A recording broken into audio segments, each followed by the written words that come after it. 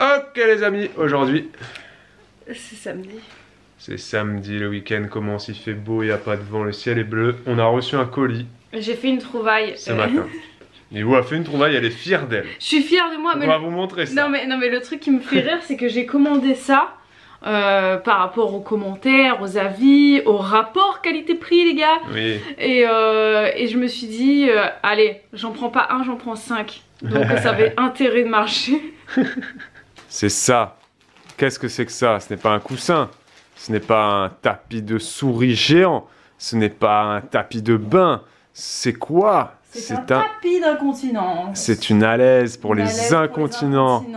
Donc c'est réservé généralement aux papy-mamies qui font pipi dans leur lit. Oui. Mais ça, je me suis dit que ça pouvait très bien être utilisé pour un enfant Au cas où. l'apprentissage de la propreté la nuit. Eh oui, parce que nous on a des alaises classiques, tu vois, mais on les trouvait pas... C'est pas super pratique. Pas super pratique, c'est un espèce de texture de plastique, c'est bref. C'est pas forcément absorbant justement, ça va être juste... comment dire, une barrière contre... c'est imperméable. Oui, voilà, c'est imperméable. Mais ça, c'est imperméable. Ça, c'est imperméable mais absorbant. Et en fait, c'est juste une forme comme ça qui fait que tu le cales dans le sens de la largeur du lit. Exactement. Tu le cales sous le matelas comme ça et tu mets ton draus par-dessus. T'as fini, Elena? Ok, on arrive. Elena est en train de jouer. Donc bref, on va faire un test pour voir si c'est bien absorbant et si ça vaut le coup et si on n'a pas perdu d'argent. Voilà, un petit verre. Un petit verre, grand verre quand même. Tu fais jamais pipi autant, je pense. Hein. Là, il y a du... C'est bien, Elena. Bah, tu sais quoi? Pose-le sur le canapé. Attends, on fait un test. C'est de l'eau tiède pour imiter le pipi. Ouais, hein, c'est légèrement tiède. Et là, on va voir ça. On va voir si ça marche, hein. Je l'étale un petit peu comme ça. Ah, tu fais un gros pipi. Voilà, c'est un gros pipi de papy incontinent, là. Hein.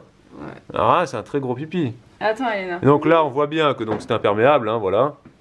Mais surtout là, de voir, est-ce que ça absorbe. Là, t'imites le mouvement de l'enfant dans le lit. Non. Les mecs, ils font un test UFC que choisir, tu sais. Bon, voilà, c'est bon, là. Et donc, Attends, parce que si je le soulève, là, il va couler. Pour l'instant, l'enfant, il se bouge un peu. Ah oui, il étale tout le pipi, quoi. Ouais, d'accord. En se tournant ou quoi. Ouais, d'accord. C'est froid, mon pipi, un peu. Enfin, ah mince, il est pas tiède. Bon, c'est pas grave. Un pipi froid. Okay. Donc, ah, mais c'est bien absorbant, hein. Ah, mais c'est absorbant. Franchement, c'est... Merci, Elena. Attends, on le repose sur la table. On le repose sur la table, hop, hop, hop. Ah oui, c'est ultra absorbant, c'est bien ça. Voilà. Et ça ne coule pas, tu vois. Donc tu vois, quand tu l'étales, là, tu vois, il va s'étaler et être absorbé du coup par les côtés. Ah ouais, on le voit, ça repose sur la table, mon cœur. Ah, mais c'est cool ça, très bon achat. Et dessous, donc. Ouais. Bref, magnifique. Et voilà, et je touche, en dessous, c'est sec. Donc pourquoi on vous montre ça, les amis? Le matelas est intact. Vous allez me dire, c'est qu'une alaise, mais on en a testé plusieurs, et bah sincèrement... Non, mais au niveau praticité, je pense que là on sera bien parce que du coup ce que j'ai fait c'est que sur le lit, super bien. J'ai mis une alaise, un draus, j'ai remis une alaise et j'ai remis un draus. Comme ça, si accident, t'enlèves le draus et l'alaise et il y en a un qui est tout près dessous. Exactement. Voilà. Bravo Bibou d'avoir trouvé ce produit parce que vraiment là le pipi ne coule pas. C'est pas uniquement imperméable, c'est absorbant, ultra absorbant. Ouais, non là c'est... C'est utilisé dans les EHPAD pour les papis, donc oui, voilà. Voilà. Je pense qu'ils ont des plus gros pipis que les enfants. Et sur Amazon, il y avait plein de commentaires de parents qui disaient « Je l'ai acheté pour mon fils de 2 ans qui apprend la propreté. » Bref, excellent, bravo Bibou. Et en plus, c'était 10 € l'alaise. Et puis là, en plus, il y avait un code promo sur Amazon, donc on a payé 40 € les 5 alaises. Et bref, c'est... vraiment un très bon rapport qualité-prix. Est-ce que vous entendez, Elena? Elena? C'est terrible, je vous jure. C'est des mamans tout le temps. Elena, quand on parle... Mais elle le fait surtout quand on parle, et que ce soit avec la caméra, au téléphone, entre nous. Dès qu'on n'est pas en train de nous occuper d'elle ou de lui parler, il faut que... Voilà, dès qu'on parle à quelqu'un d'autre, c'est...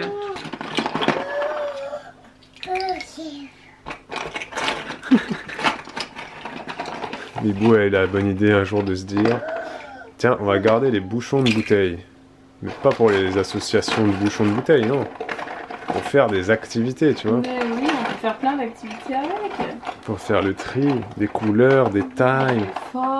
Les formes, les ci, les ça, les gros, les petits, les rouges, les verts. Bon, pour l'instant, on a beaucoup de bouchons bleus quand même. Hein. Oui, mais il y en a de différentes tailles.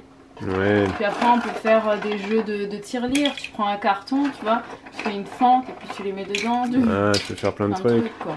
Donc là Elena vient de découvrir la boîte, tu vois. Ouais, et elle a fait oh, que c'est beau. À part ça, il est 15 h les amis, et les filles n'ont pas voulu faire de sieste.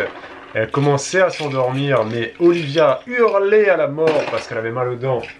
Elles sont ensuite rendormies, mais 5 minutes après, re-hurlaient à la mort, bref. Pas 5 minutes, c'était une demi-heure après. Ouais, bref, ouais, une demi-heure après. Ah, une demi-heure quand même, elles ont dormi. Ouais. Non, mais elles ont dormi plus que ça, elles ont fait une micro... 3 quarts d'heure, elle a pleuré, une demi-heure, et après c'est fini. Et Elena, bon, on n'a pas eu trop envie de rester dans son lit. Hein. Tu me diras, avec une sœur à côté qui hurle, ça peut se comprendre. Mais il paraît que les dents, ça fait mal. Je m'en souviens pas. Je sais pas si vous vous en souvenez. On ne veut pas le refermer. Tu veux pas le refermer? T'as fini? T'as déjà tout rangé dedans? Oui. Ah, c'est vrai? Bah t'as qu'à sortir que les rouges. Ah oui, tiens. Prends que les rouges et tu les poses sur le canapé. 1, 2, et tu peux les 3, 4, 5. Il y en a encore? Il y en a plus? T'as sorti tous les rouges? Oui. 1, 2, 3, 4, 5. Yeah!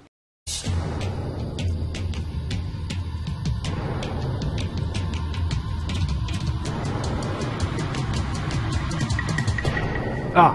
C'est pas ça? Voilà. Ah! On était en train de chercher le téléphone de Hibou depuis au moins 1 heure. Ouais. 1 heure, l'exagération. Marseillais. Non, depuis au moins 10 minutes. Et évidemment, quand on perd un téléphone, on est toujours... Ah, t'es soufflé. Non, j'ai toussé. Ah, t'as tout. On est toujours sur silencieux. Mais moi, je suis et je pense que ça vous arrive aussi à vous. Sachez-le si vous faites partie de mon petit cercle d'amis qui a mon numéro de téléphone, que je suis sur silencieux à peu près 23h30 sur 24. Ouais, pareil. Moi, j'ai horreur des gens qui m'appellent et même le vibreur, ça me saoule. Et en fait, faut me laisser un message et je rappelle ou quoi, mais c'est vrai que c'est très rare qu'on m'appelle et que je décroche du coup. On se met sur sonnerie uniquement quand on attend un colis et que le livreur doit appeler. Ouais, ou qu'on attend un appel, quoi. Ouais, ou qu'on attend un appel, ouais, effectivement, c'est vrai. Donc, est-ce que vous êtes déjà dans la situation où vous perdez votre téléphone et vous passez 1 heure à le chercher, quoi? Dites-nous ça en commentaire. Et quelle est votre technique, tu vois? Genre, il y en a, ils vont peut-être avoir des applis spéciales ou des trucs comme ça, mais voilà. Nous, non, on cherche. Tel Koh-Lanta. Non, c'est ça, on cherche et finalement on l'a trouvé. Et on trouve. Mais je savais qu'il était soit là-bas, soit près du canapé. Dans le canapé. Il était dans le canapé. Retenons ça. J'allais le soulever, moi, donc... Retenons ça, dans le canapé. Les amis, c'est la nuit. C'est la nuit. Il est temps pour nous de vous laisser. Et avant de partir, de faire une question du jour. Bonjour. Pour ceux qui nous connaissent, normalement, au tout début, quand vous avez les questions du jour, il y avait une mise en scène. On faisait une grosse mise en scène. C'était question du jour. Bonjour. Et normalement, Bibou me tapait, me percutait de façon très violente, mais elle a plus envie de faire ça. Ah, ça dépend de l'humeur. Ça dépend de l'humeur, ça dépend de l'heure. Une très vieille question, parce que sachez qu'on note toutes vos questions, mais des fois on y répond des semaines après. Là, c'est une question de Classen Catherine qui a dû nous poser cette question il y a plus de 2 mois. Donc on va y répondre maintenant. Elle nous demande, vous qui êtes dans la communication, la compréhension, on est un couple assez ouvert et on communique beaucoup entre nous, quelle est la raison ultime, et elle a mis là en majuscule, qui vous pousserait, qui vous amènerait à faire un break, se vous séparer ou même divorcer? Classen, très bonne question. Catherine, très bonne question. Bah, honnêtement, on revient, moi ce serait l'histoire d'une infidélité cachée et une relation, voilà, une maîtresse. Une double vie. Une double vie. Alors ça, sachez que j'ai beau communiquer et aimer communiquer, là je ne communiquerai pas. La double vie c'est le pire. La double vie je chercherai même pas à comprendre. T'en as, ils ont une double vie, donc ils ont une maîtresse qui voit donc très régulièrement, à qui ils offrent des cadeaux et tout. Et même t'en as, ils ont une double vie, ils ont des enfants aussi avec une autre femme, enfin bref c'est... Ouais, des fois l'autre femme n'est même pas au courant qu'il est marié, etc. Bon, on part du principe que c'est souvent les hommes qui sont les plus infidèles, ce qui est vrai. Mais des femmes qui ont des doubles vies, ça peut exister aussi, attention. Tout doit exister de toute façon. Attention. Mais donc pour moi ce serait le truc, sinon je vois pas... Oui, après oui, si tu faisais du mal à nos enfants. Ah aussi. Ouais, ça aussi, ouais. Voilà, si oui, si je devenais violent. Enfants, voilà, si tu... Parce que si je devenais violent, je pense que ton père m'aurait tué. Hein. Bah, ça dépend, parce qu'il faut qu'il le voie. Bah, tu l'appellerais, tu dis mon mari me bat, il arrive en 5 minutes. Non, mais je parlais pas de violence à moi, je parlais de violence aux enfants. C'est pareil, tu dis, t'appelles ton père et tu dis il frappe Elena. Je pense qu'il va arriver très vite et me décapiter. J'attendrai pas d'appeler mon père, je pense. Je pense que même mes parents me décapiteraient également. Ouais, hein, voilà, Catherine, merci pour cette question. Mais t'as pas répondu. Il est nul. C'est moi, j'ai répondu. Mais qu'est-ce que tu veux que je réponde à ça? Oui, si tu veux, je pourrais dire aussi W. Non, j'en sais rien. Mais je sais, il y a rien que je veux que tu dises. Je sais pas. Je sais pas ta réponse. Je peux pas répondre à cette question parce que c'est pas une situation que j'envisage. Mais moi non plus. Et je vois pas ce que tu pourrais faire qui me fasse. Parce que tu pourrais pas être violente effectivement avec nos enfants. Je te vois pas. Si tu devenais alcoolique ou drogué. Même là, je pense que je resterai avec toi et que je te supporterai dans ces moments très difficiles. Il y a beaucoup de couples qui se séparent aussi pour ces genres de trucs-là. Après la double vie, je te vois pas avoir ça, franchement. Mais moi non plus, je te vois pas avoir une double vie. Mais je veux dire, ce serait une raison qui ferait que je partirais. C'est ça que je voulais dire. Voilà, Catherine, merci pour ta question. On va en faire une deuxième. Non, ça te dit. Je suis en train de chercher la deuxième question. Et en fond sonore, là, vous êtes en train d'entendre une petite musique. C'est une abonnée qui va reconnaître ça, elle va être contente. C'est son papa qui a sorti, qui est chanteur, bref. Et elle nous a envoyé ça, elle disait écoutez ça, machin.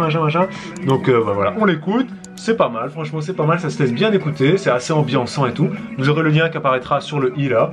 Et voilà, vous pourrez l'écouter, ça fera plaisir à son papa, ça lui fera plaisir. Hein, quand on a des papas comme ça qui essaient qui ont une passion et qui sortent un CD, j'imagine toutes les filles et tous les fils comme ça, ils sont fiers de leur papa, de leur maman. Ah mais les enfants, c'est évident. Question de Clémence Favard qui demande Bibou, est-ce que tu as plus de cheveux blancs avec les grossesses? Et est-ce que le henné n'est pas contre-indiqué pendant les grossesses? Alors le henné n'est pas du tout contre-indiqué pendant les grossesses, le henné c'est naturel et voilà, il n'y a pas de souci. Est-ce que j'ai plus de cheveux blancs depuis mes grossesses? Non, en fait c'est pas lié à mes grossesses, c'est que je vieillis. Voilà, tout simplement. Donc j'ai plus de cheveux depuis que je vieillis. Là, plus de cheveux blancs. Les cheveux blancs, pardon. Depuis que j'ai passé, depuis que j'ai passé 30 ans, j'ai commencé à avoir quelques cheveux blancs.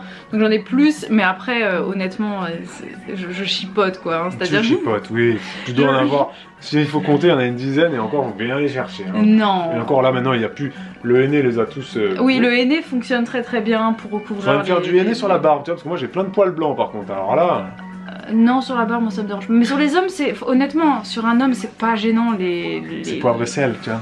C'est pas gênant, c'est sur une femme. Après, en fait, c'est pas gênant sur les cheveux courts. C'était ça le truc. Ça dépend. Non. Ça dépend des visages. Ça dépend des visages. Il y a des femmes qui gardent leurs cheveux gris très tôt à 40 ans et qui ont les cheveux longs. Et ça passe aussi très bien. Ça dépend de la morphologie. Non, après, ça dépend de son. De ton acceptation. Voilà, aussi. de ses goûts en fait. Bien sûr. C'est une question de goût aussi, hein, parce qu'il y a des femmes qui ont des cheveux blancs longs et qui le vivent très bien. Et le paradoxe, c'est qu'il y a des femmes qui teignent leurs cheveux en gris. Hein. C'est en gris, en rose, en bleu. C'est pas en gris. C'est pas un gris de gris de vieux. Mais c'est quand même, tu te dis. Après, il y a un truc qu'il faut voir aussi, c'est qu'en fait les cheveux blancs et donc grisonnants de quand tu vieillis, en fait ils changent pas que de couleur, ils changent de texture. Mal cadré ça. Ils changent de texture et en fait les cheveux. On verra plus tard, on n'en est pas encore là. Non mais je le sais, je le vois, les cheveux des gens, je sais que mes cheveux ils ont vieilli, je vois les cheveux de ma maman, des vieilles personnes autour de moi que je connais, c'est que le cheveu il vieillit et il devient d'une texture un peu paillasse, qui est pas terrible quoi, tu vois, et qui est vraiment difficile à discipliner. Et quand il est blanc et gris, ça se voit plus que quand c'est coloré, je trouve. Après, c'est une question personnelle, mes goûts, et je sais que je ne les laisserai pas grisonnants, je les teindrai avec du henné. Voilà. C'était très intéressant. C'était très long, hein, voilà. C'était très long. Voilà, c'est pas grave. C'était la minute Franck Provo, beaucoup trop long. Merci Clémence pour cette question. Allez, on va vous laisser. Ciao les amis, ici Sachet. Ce vlog. Merci de nous avoir regardés, de nous avoir supportés. Et on vous dit à demain. Pour un nouveau vlog. Ciao, ciao. Ciao.